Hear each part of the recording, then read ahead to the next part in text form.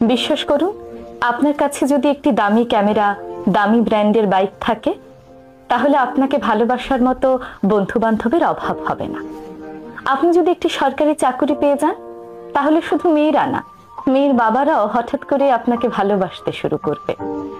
প্রতি মাসে দামি দামি শাড়ি, দামি গহনা কিনে দিতে পারলে আপনার স্ত্রীর কাছে আপনি হবেন সেরা স্বামী। সন্তানদের অন্যায় আবদার যদি প্রতিনিয়ত পূরণ করতে পারেন, তাহলে আপনি পৃথিবীর সেরা বাবা। আবার স্কুল কলেজে আপনি একটু মেধাবী হলেই শিক্ষকরা অন্যান্য শিক্ষার্থীদের তুলনায় আপনাকে একটু বেশি ভালোবাসবে।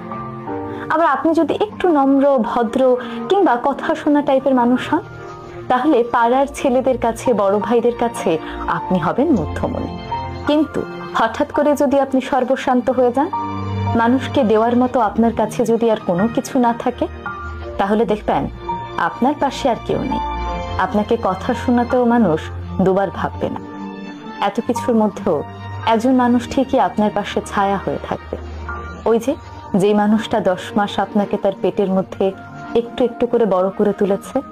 আপনি পরীক্ষায় খারাপ রেজাল্ট করে আপনার ক্যারিয়ার যদি হুমকির মুখেও পড়ে যায়, আপনার কাছে যদি কোনো চাকরিও না থাকে, আপনি যদি সর্বশান্ত হয়ে যান, তবু সেই মা ছায়ার মতো করে আপনার পাশে থাকবে।